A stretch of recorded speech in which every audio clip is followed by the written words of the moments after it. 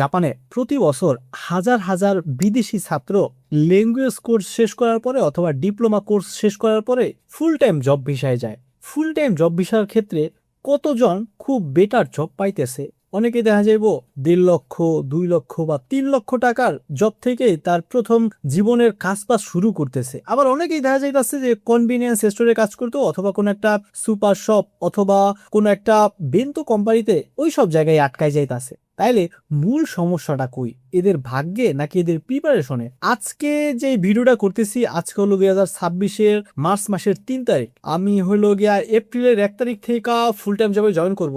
এই যে আমি যে ফুল টাইম জব পাইলাম, আমার রিয়েল লাইফের কিছু এক্সপিরিয়েন্স শেয়ার করব, যেইগুলা আসলে আমি যদি আগে থেকে প্রিপারেশন নিতাম বা আগে থেকে ফলো করতাম তাহলে হয়তো বা এই যে জব এর থেকে আরো বেটার কিছু করতে পারতাম। তো এইটা শুধু মোটিভেশনাল ভিডিও না, এইটা আমার রিয়েল লাইফ এক্সপিরিয়েন্স, যেটা থেকে আশা করি আপনি খুব ভালো একটা গাইডলাইন পাবেন। আপনি যখন ল্যাঙ্গুয়েজ কোর্সে থাকবেন, হয়তো বাংলাদেশ থেকে গ্রাজুয়েট কমপ্লিট করে আসছেন, এর পরবর্তীতে আপনি ফুল টাইম জবে জয়েন করবেন ল্যাঙ্গুয়েজ কোর্স শেষ হওয়ার পরে, অথবা যে ল্যাঙ্গুয়েজ কোর্স শেষ করার পরে বাংলাদেশ থেকে গ্রাজুয়েট কমপ্লিট করে আসেন নাই, এখানে এসে সেমিনার একটা কোর্স করবেন, এর পরবর্তীতে হয়তো আপনি ফুল টাইম জবে যাবেন। এদের ক্ষেত্রে ল্যাঙ্গুয়েজ কোর্সে যদি আপনার পড়াশোনার শেষ ধাপ হয় তাইলে শেষ বছর, এবং সেরেমনি যদি আপনি ঢুকেন তাইলে দ্বিতীয় বছর। এই একটা বছর আগে কি করছেন না করছেন এটা যদি ল্যাঙ্গুয়েজ দিক থেকে ইমপ্রুভ করে থাকেন খুবই ভালো, এবং ল্যাঙ্গুয়েজে যদি ইমপ্রুভ না করেন এই লাস্টের 1 বছর আপনার ল্যাঙ্গুয়েজে ফোকাস করা উচিত। এবং ল্যাঙ্গুয়েজের লেভেলটাও যদি বলি যে ফুল টাইম জবে যাওয়ার জন্য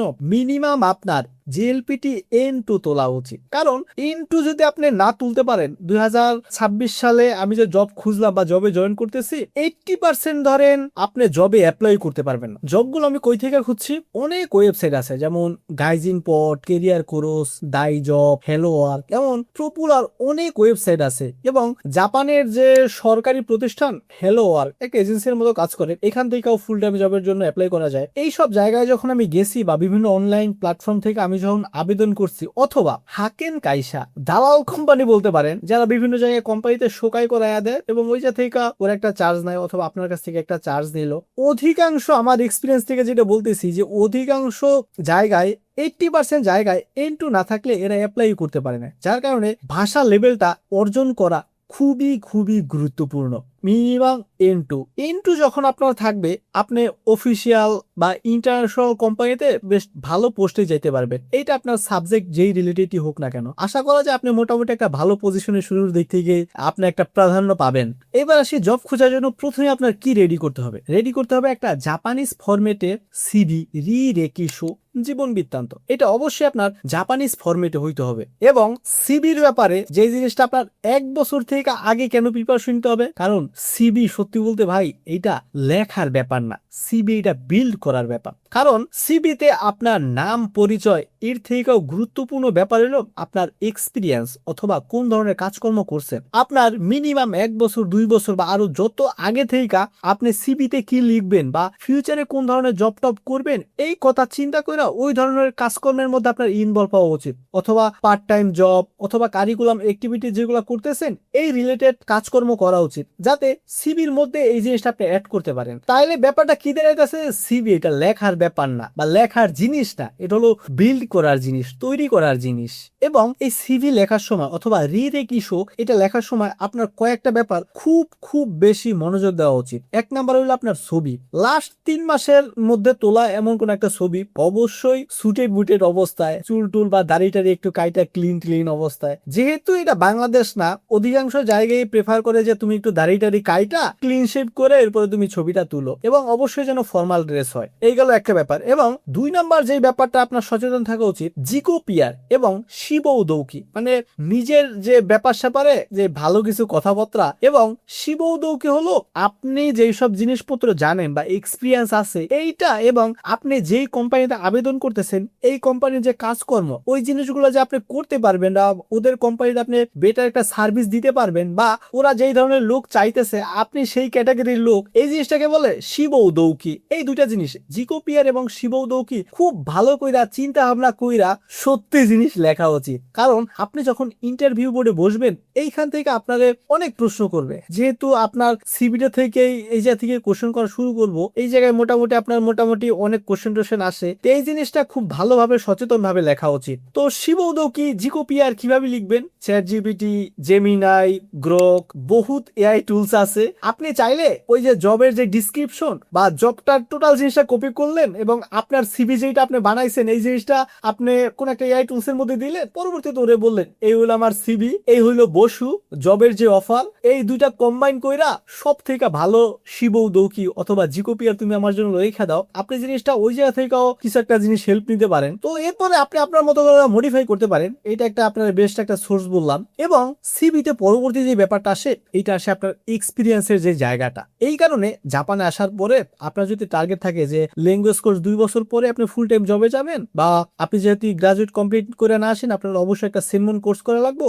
এই সময়টার মধ্যে যে আপনি কোনো সুপার শপ বা রেস্টুরেন্ট অথবা কোনো একটা কনবিনিতে অথবা কোনো একটা বেন্তো কাইসায় কাজ করলেন বা রেস্টুরেন্টে কাজ করলেন, যে ভাই এই জায়গায় কাজ বাজ করে আমার ভালো লাগতেছে, এইটা দিয়ে আমি আমার স্টুডেন্ট লাইফটা পার করে দেই, এই ভুল করতে যায়েন না। আপনি এমন কোনো কাজ করার চেষ্টা করেন যেখানে অফিসিয়াল কোনো সাপোর্ট অথবা কাস্টমার কেয়ার টাইপের, যেখানে মানুষজনের সাথে কমিউনিকেশন করার বা সিভিতে লেখার মতো জিনিসপত্রগুলা অ্যাড করতে পারেন। ধরেন আপনি কোনো একটা কোম্পানিতে কাজ করলেন যেখানে আপনি ওদের অফিসিয়ালি ডকুমেন্টগুলো রেডি করলেন, হ্যাঁ, তো এইটা কিন্তু আপনি এক্সপিরিয়েন্সের ওই জায়গায় যখন লিখবেন তখন ও চিন্তা করবে যে না আমার অফিসেও ও এই ধরনের সাপোর্ট দিতে পারবে। অথবা কাস্টমার কেয়ার বেস, যেহেতু জাপানে একটা বিশাল অপরচুনিটি আছে, তো এই রিলেটেড যদি কোনো কাজকর্ম করতে পারেন, অথবা আপনি যদি সেনমন করেন, অথবা বাংলাদেশ থেকে যেই সাবজেক্টে পড়ে আসছেন ওই সাবজেক্ট রিলেটেড জবই আপনার এই জায়গায় যাইতে হবে। আপনি ধরেন পড়ে আসছেন ম্যাথ, আপনি মনে করেন জব করতে চাইতে আছেন এগ্রিকালচার সেক্টরে, এটা সম্ভব না। সাবজেক্ট রিলেটেড জব যেহেতু করতে হবে, তো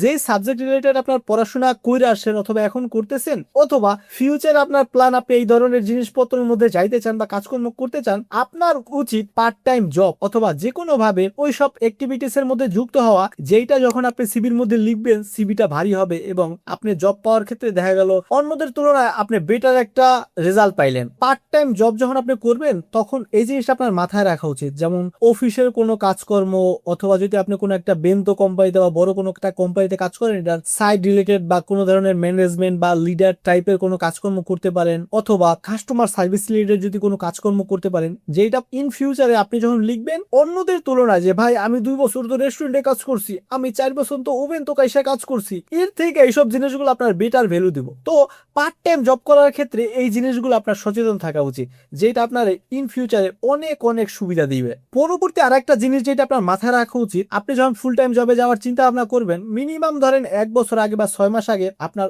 অবশ্যই অবশ্যই ড্রাইভিং লাইসেন্সটা তুইলা ফেলানো উচিত। কারণ জাপানের এই যে 70% 73% জায়গা যেহেতু পাহাড়, আপনি যদি একটা গাড়ি না থাকেন, অনেক কোম্পানি আছে লোকালয় থেকে একটু দূরে, অথবা ওদের সার্ভিসটা এমন আপনার সবসময় অফিসের মধ্যে বসে কাজ করতে হবে ব্যাপারটা এমন না। আপনি যদি ড্রাইভিং লাইসেন্স থাকে, দেখা গেল জাল নাই, এর তুলনায় আপনি কিন্তু একটা বেটার অপরচুনিটি পাইতেছেন। এই ক্ষেত্রে অবশ্যই অবশ্যই আপনার আগে ভাগে একটা ড্রাইভিং লাইসেন্স তুইলা ফেলানো উচিত। এবং যদি সম্ভব থাকে বাংলাদেশ থেকে আপনি ড্রাইভিং লাইসেন্সটা তুলে আসছেন এবং এই জায়গায় এসে এটা আপনি কিরিকাই করলেন বা এইটা আপনি চেঞ্জ করলেন, তবে ঝামেলা আছে।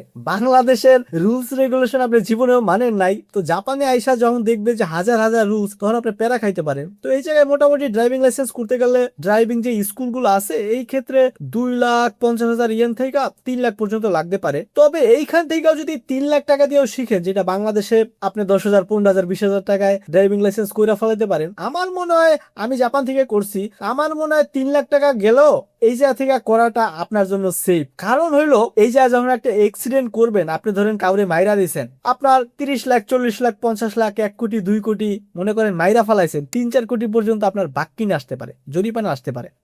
এটা ভয় দেওয়ার জন্য না, সত্যি কথা। তো যেই ব্যাপারটা বলতে চাইছি, আপনার যদি ড্রাইভিং লাইসেন্স না থাকে, ফুল টাইম জবে যাওয়ার আগে মিনিমাম 1 বছর আগে থেকে এই জিনিসটা আপনার মাথায় রাখা উচিত যে ফুল টাইম জব খোঁজা শুরু করার আগ থেকে আমি আমার ড্রাইভিং লাইসেন্সটা তুলে ফেলাম। প্রথম দিক থেকে ভাষার একটু কথা বলতেছিলাম। জাপান যেহেতু এই জাপানি ভাষা প্রধান দেশ, এর জাপানি ভাষার বাইরে আপনি দেখা গেল জীবন খুবই দুর্বিষহ। এই ক্ষেত্রে N2 কথা কিন্তু প্রথমে অনেকবার বলছি। N2 এর পাশাপাশি আপনার আর একটা জিনিসে ফোকাস রাখা উচিত, এটা হলো কেইগো অথবা বিজনেস যেই সব জাপানি শব্দ আছে ওরা যেইভাবে কথোপকথন করে আপনার এটা অনেক আগে থেকে মিনিমাম 6 মাস অথবা 1 বছর বা শুরুর দিক থেকে এই জিনিসটা ফোকাসে রাখা আপনার জাপানি ভাষাটা পড়া উচিত। তাইলে দেখবেন ওদের কথা বলার ধরন বা ফ্লুয়েন্সি অন্যদের তুলনায় একটু আলাদা থাকবে, বিজনেস ক্যাটাগরি থাকবে, দেখবেন যে ওই জবে সুযোগ পাওয়া চান্স অন্যদের তুলনায় অনেক অনেক বেশি। এবং ভাষার ক্ষেত্রে আরেকটা জিনিস বলা যাইতে পারে যে আপনি জাপানি ভাষা ইনটু মিনিমাম এর পাশাপাশি যদি সম্ভব হয় ইংরেজি, যেমন বাংলাদেশে আইএলটিএস, জাপানে টোইকটা বেশি চলে, টোইকে স্পিকিং এবং রিটেন আছে, আর অন্য একটা হলো লিসেনিং এবং রিডিং। আপনি যে কোনো একটা পরীক্ষা দেওয়া, এটা হলো 1000 মার্ক, 1000 মধ্যে 700+ পাইলে মোটামুটি বেশ ভালো। আপনি যদি ইংরেজিতে একটু ভালো থাকেন বা ইন ফিউচারে বেটার কিছু করতে চান, এই ক্ষেত্রে আপনার টোইকটা তুইরা ফালানো এটা উচিত।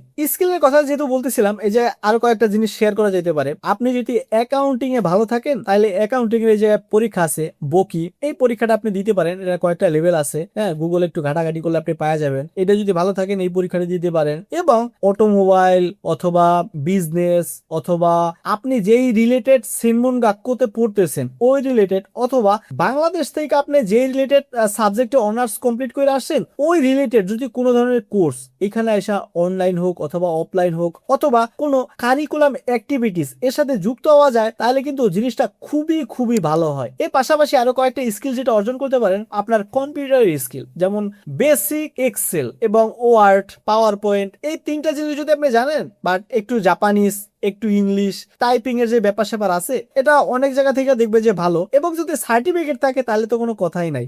এক্সেল বা ওয়ার্ড বা পাওয়ার পয়েন্টের আলাদা আলাদা পরীক্ষা দেওয়া যায়। আপনি যদি সুযোগ থাকে বা এই ব্যাপারে আপনি এক্সপার্ট থাকেন বা আপনার আগ্রহ থাকে, অথবা আগ্রহ না থাকলেও ইন ফিউচারে বেটার কিছু করার ইচ্ছা থাকে বা বেটার কিছু এখনই করতে চান, তাহলে এই জিনিসটা আপনার অবশ্যই অবশ্যই তুলে ফেলানো উচিত। জিএলপিটি N2 ইংরেজির জন্য টোইক, এরপরে 500 গুণের একটা শিকেন যদি আপনি থাকে বা শিকাগু যদি একটা থাকে খুবই ভালো।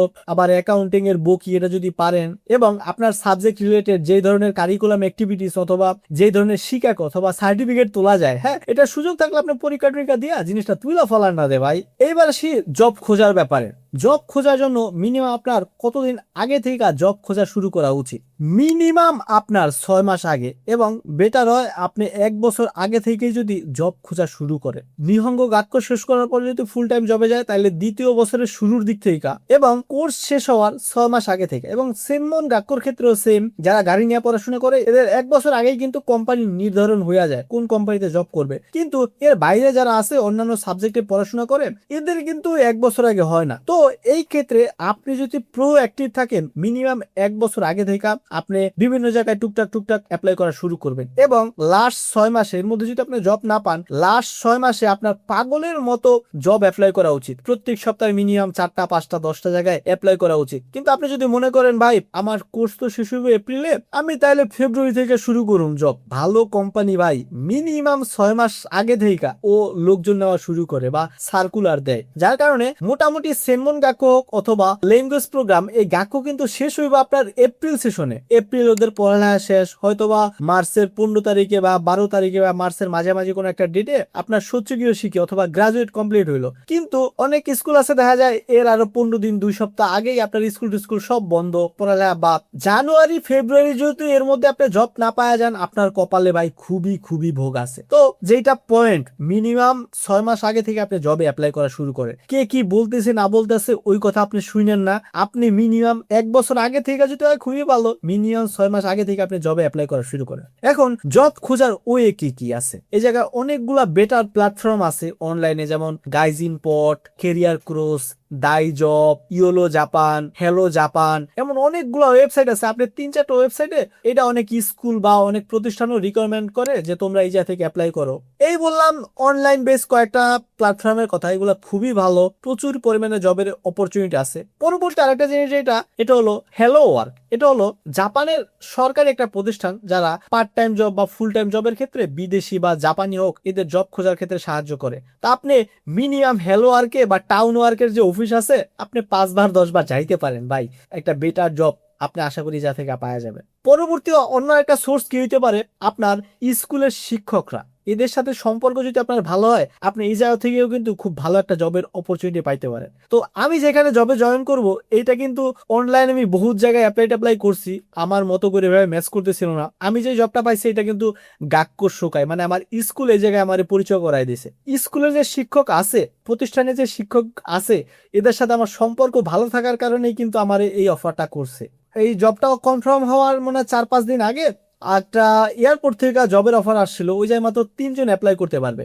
এর মধ্যেও কিন্তু আমারে ডাকছিল যে সৈকত তুমি চাইলে যে অ্যাপ্লাই করতে পারো, যেহেতু আগের ওই জবটা যেখানে কথা বলছিলাম ওই যে থেকে রেজাল্ট আসে না, হয়তো বা কয়েকদিন সময় লাগতে পারবে।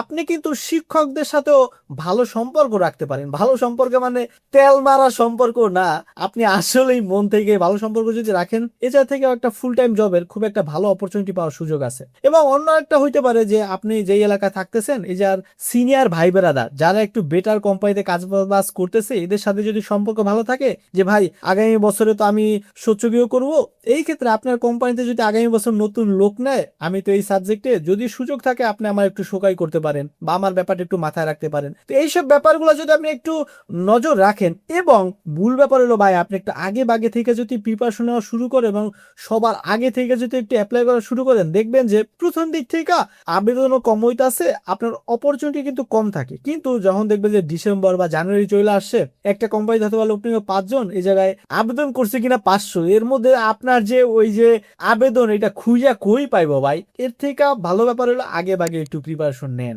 এবার আর একটা ব্যাপারে আসি, আমরা অনেকেই আসি, ধরেন কোন একটা কোম্পানিতে আমি আবেদন করলাম, আবেদন করার পরে ওরা আমার ইন্টারভিউর জন্য ডাকছে। হ্যাঁ, অনেক কোম্পানিতে ইন্টারভিউ কিন্তু 3বার 4বারও হয়। তো অবশ্যই অবশ্যই আপনি যখন কোন একটা জবে অ্যাপ্লাই করবেন, সামনে আসছে মানে অ্যাপ্লাই বাটন ক্লিক করে অ্যাপ্লাই করলেন, অথবা বন্ধু এক জায়গায় বলছে অথবা বড় ভাই বলছে তুমি এই কোম্পানিতে আইসা পড়ো, আপনি গেলেন, ব্যাপারটা এমন না। অবশ্যই আগে ওরা কোন ধরনের কাজের জন্য সার্কুলার দিছে এইটা ভালো করে বুঝেন, এবং আপনার সার্টিফিকেট বা আপনি কোন ধরনের পড়াশোনা করছেন জিনিসটার সাথে ম্যাচ করেন।